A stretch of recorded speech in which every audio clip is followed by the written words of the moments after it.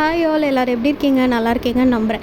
இன்றைக்கி வந்துட்டு the most requested price fixing for silk thread bangle அப்படின்ற விஷயம் வந்துட்டு ரொம்ப பேர் கேட்டுட்ருக்கீங்க.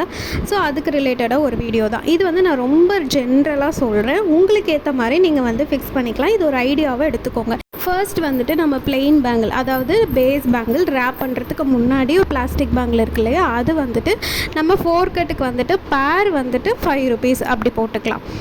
அதுக்கப்புறம் இதுக்கு யூஸ் பண்ணுற ஸ்டோன்ஸுன்னு பொறுத்த வரைக்கும் நீங்கள் கலராக எடுக்கலாம், இல்லைனா கிளாஸி ஃபினிஷ், மேட் ஃபினிஷ், இந்த மாதிரி எந்த ஃபினிஷில் எடுத்தாலும் அதுக்கு வந்துட்டு ஒரு அமௌண்ட் ஃபிக்ஸ் பண்ணணும் இல்லையா. அது நான் 25 rupees வச்சுக்கிறேன். ஏன்னா நம்ம 2 பேங்கிளுக்கு போட போகிறோம்.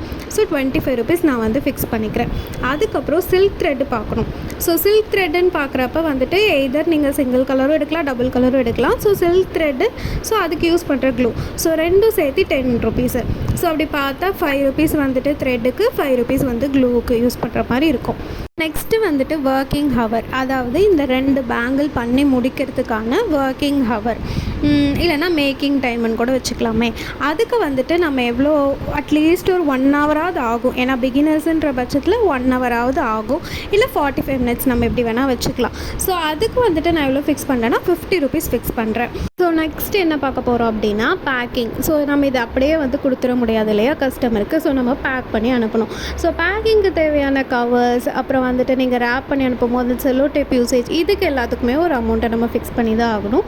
ஸோ அதுக்கு நான் ஒரு 10 rupees போட்டுக்கிறேன். இது வந்துட்டு ஒரு பேர் பேங்கிளுக்கு தான் நான் சொல்கிறேன். இப்போ ஃபார் எக்ஸாம்பிள் கஸ்டமர் 4மே ஒரே கவரில் போடுங்க அப்படின்னா அதுக்கு தகுந்த மாதிரி நீங்கள் சேஞ்ச் பண்ணிக்கலாம். ஸோ லாஸ்ட் அண்ட் ஃபைனலாக இப்போ நம்ம எல்லாமே முடிச்சாச்சு. ஸோ நம்மளோட மார்ஜினை ஃபிக்ஸ் பண்ணுறோம். ஸோ நான் இப்போ ஒரு பேர் பேங்கிளுக்கு நான் எவ்வளோ மார்ஜின் ஃபிக்ஸ் பண்ணுறேன்னா எனக்கு வந்துட்டு ஒரு 20 rupees மார்ஜின் வச்சா போதும். இப்போ இது ஓவராலாக நம்ம டோட்டல் பண்ணால் எவ்வளோ வருதுன்னா 120 rupees வருது. இந்த 120 rupees 1 பேருக்கு மட்டும்தான், அதாவது 2 பேங்கிள்ஸ்க்கு மட்டும்தான் 120 rupees.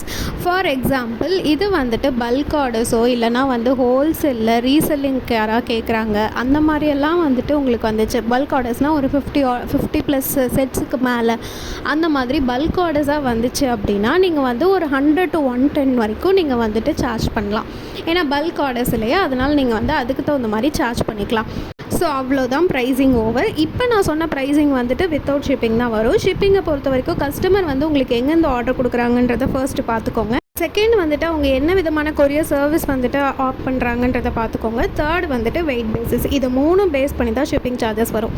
ஸோ அவ்வளோதான் இந்த வீடியோ. கண்டிப்பாக உங்களுக்கு யூஸ்ஃபுல்லாக இருக்கும்னு நினைக்கிறேன். உங்களுக்கு வேணால் இதை ஸ்க்ரீன்ஷாட் எடுத்து வச்சுக்கோங்க. இன்னும் இந்த மாதிரி நிறைய ப்ரைஸிங் ரிலேட்டடான வீடியோஸ்லாம் பார்க்கணுன்னா ப்ளீஸ் சப்ஸ்கிரைப் பண்ணிவிட்டு பாருங்கள். Keep supporting. பாய்.